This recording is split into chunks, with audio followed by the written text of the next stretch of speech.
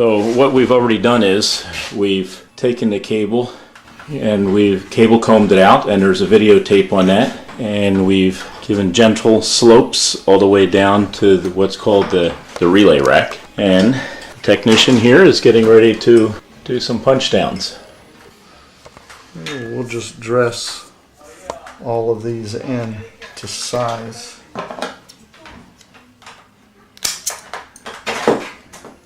Terminations are following 568B pattern. And that's something that's right on the patch panel itself. You'll notice there is a strengthening member separating the pairs inside Cat 6 cable, so we're trimming that off as well. The unique thing about Cat 6 is that it has a tighter twist, a little harder to work with than Cat 5e. So, and another thing is, obviously you're going to see this, is that you only untwist as much as you need. You want to keep the twist as tight as possible to the punch down. The other thing is, I've already pre-numbered these cables where I want them to fall on the patch panel, so that I can start from the back end over here and work my way filling up the patch panel this way. So I know which numbers are going where at this point. But it's not necessary to number them. You actually can put them in any order you want and then ID them at the jack, right? Yes. So why are you putting one in from one direction rather than bring them all in from the center? Why are you bringing one in from the outside? I'm just going to make it uniform and dress them all in this waterfall fashion. So they're going to be coming up into the spot that it's needed. So this next one's going to fall here, and the one above that will fall right here. So we're just going to come into them all the way across, just like that. And really the manner that you dress them in is up to you. I'm just going to keep everything uniform and everything clean. This one I'm just doing in that kind of waterfall fashion.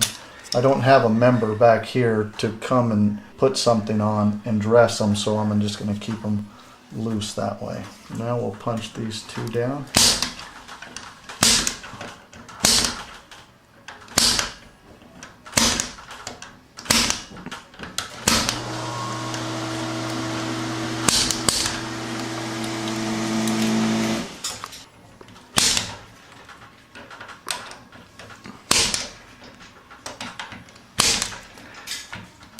And of course that punch down tool has a 110 blade in it.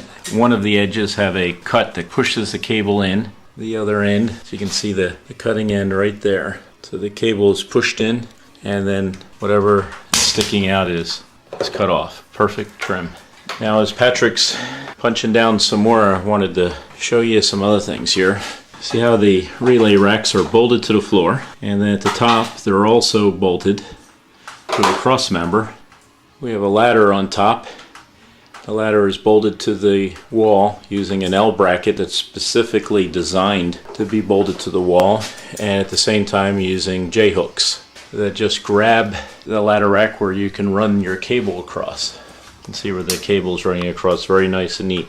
Neatness counts in cabling. So if you saw our other video on the cable comb, that actually takes these cables and puts them all in a nice straight path, easy to put together. Also notice that we use Velcro here. And the reason why you want to use Velcro is in the future, if you want to add another cable, if you use tie wraps, you're going to have to cut all the tie wraps, where all you need to do on the Velcro is just undo it, add the cable, Velcro it back. Velcro is easier on the cable also because the tie wraps are thinner. So as you tighten down the tie wrap, sometimes it can stress the cable out, squeeze it too tight, where it's kind of hard to do that with Velcro. Let's take a look at the front. And there's your J hooks right here that's holding the frame. Or we're going to have equipment attached to these also, but in this case it's the patch panel, 348 port patch panel. Notice a nice sleeves with a stub out in the ceiling. Not only does the stub out have nice sleeves, but it also has that little bushing to protect the cables as you pull them through, that little white ring that goes around the 4-inch stub out. It's just stubbed out in the ceiling. It doesn't go anywhere. It just makes the cable nice and neat as it comes through the ceiling. Now, Patrick, how do you know which cable to punch down? Well, 2 ways. You can either just pre-number them or just pull them out of the stack kind of as they fall. So if you'll look back here, you see this cable right here is, I don't want to grab this cable over here and bring it in because it crosses everything. But from the back over here, you can take the next cable and bring it in close. And then as they come in, you can bring those cables in. I can always pull the Velcro off and adjust the cable if I need to pull one around. But it's not necessary to label each cable as it comes in, because you can also, once everything's punched down, you can identify it from the jack itself. When you test out the jack, it will identify which port goes to which cable. Now, what's your comment on some customers' requests? Like you go into a room, they want jack 1 at the beginning, and they want to go clockwise throughout the whole suite. Do you have any comments on that? Well, they usually request that because it looks good on a floor plan, and the numbering scheme on a floor plan looks good. But as soon as you add a new cable to that room, if you have 48 cables and that room has number 1 and 2 in it, then now you've just added cable number 49 right in the middle, so you're going to mess up the cabling scheme somewhere.